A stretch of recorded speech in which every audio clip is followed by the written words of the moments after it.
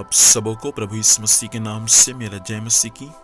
फ्रियों में जीवित परमेश्वर पिता को धन्यवाद देता हूँ। परमेश्वर पिता ने सुंदर समय दिया कि आज की सुबह के समय हम परमेश्वर के वचन को व परमेश्वर की आवाज को सुन सके और परमेश्वर पिता के अनुग्रह आशीष को प्राप्त कर सके। इसलिए मैं परमेश्वर पिता को धन्यवाद देता हूँ। मेरे साथ आज की सुबह परमेश्वर के वचन को पढ़ सकते हैं। भजन संहिता 16 अध्याय उसका 8 पद। मैंने यहोवा को निरंतर अपने सम्मुख रखा है, इसलिए कि वह मेरे दाहिने हाथ रहता है, मैं कभी ना डगमगाऊंगा। परमेश्वर पिता इस वचन के माध्यम से हम सबों को आशीष से। प्रियो, यहाँ पर भजन संहिता 16 अध्याय एक दाऊद की प्रार्थना है और दाऊद यहाँ पर परमेश्वर से प्रार्थना करता है। भजन संहिता 16 का 8 में कि मैंने परमेश्वर यहोवा को निरंतर अपने सम्मुख में रखा हुआ है।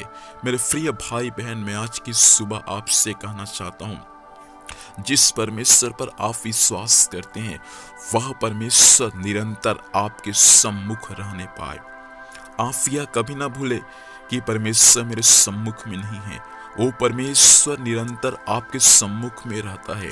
और यहाँ तक कि दाऊद आगे स्वयं कहता है कि इसलिए वह मेरे दाहिने हाथ रहता है। दाहिने हाथ मतलब दाऊद के सम्मुख परमेश्वर निरंतर रहता है और परमेश्वर के दाहिने हाथ को हमेशा थाम के भी रखता है। इस संसार में भले कोई मनुष्य आपके हाथ को थाम के रखे या ना रखे, लेकिन मैं आपसे कहना चाहता हूँ प्रियों कि परमेश्वर पिता हर समय आपके हाथ को थाम के रखता है।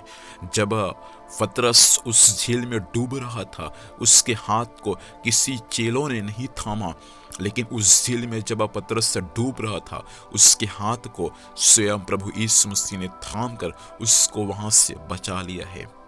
मैं आपसे कहना चाहूँगा, संसार के भीड़ में दुनिया के लोग आपके हाथ को थाम कर नहीं बचाएंगे, लेकिन यीशु मसीह ही आपके हाथ को थाम कर बचाएंगे और वही यीशु मसीह भी आपके हाथ को थाम कर बचाएंगे और आप कभी न डगमगाएंगे। यही बातों को स्वयं दाऊद भजन संहिता 16 का 8 पद में कहता है कि परमेश्वर पिता को मैंने निरंतर अपने सम्मुख जाना है, इसलिए मैं कभी ना डगमगाऊंगा। आप यदि परमेश्वर को अपने सम्मुख में रखते हैं, आप यदि परमेश्वर को अपने सम्मुख में हर दिन रखते हैं, तो आप कभी ना डगमगाएंगे। जीवन में कितना भी आंधी आए, तूफान आए, क्लेश आए, कष्ट आए, लेकिन परमेश्वर के वचन के अनुसार आप कभी ना डगमगाएंगे। इसलिए मेरे प्रिय भाई बहन, परमेश्वर चाहता है कि हमेशा इन दिनों में आप परमेश्वर पिता को अपने सम्मुख में रखने वाले बन जाए और उस परमेश्वर पिता के वचन के अनुसार अपने जीवन को व्यतीत करने वाले बन जाए।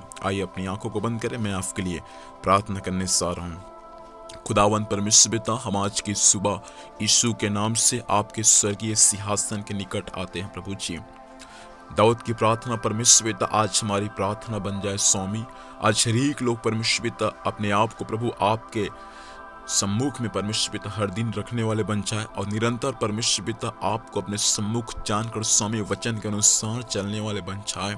ऐसा अनुग्रह को प्रदान कीजिए। दाऊद के समान परमेश्वर पिता आज हर एक के हाथ को थामिए। स्वामी, दुनिया में बहुत से लोग हैं स्वामी जो किसी का हाथ को थाम नहीं सकते, लेकिन आज आप स्वामी जितने भी विश्वासी भाई बहन, दास और दासी परमेश्वर पिता आपके वचन को सुनने मालिका, उन हरेक के हाथों को थाम कर प्रभु आप उनकी रक्षा कीजिए, आप उनकी रखवाली करें।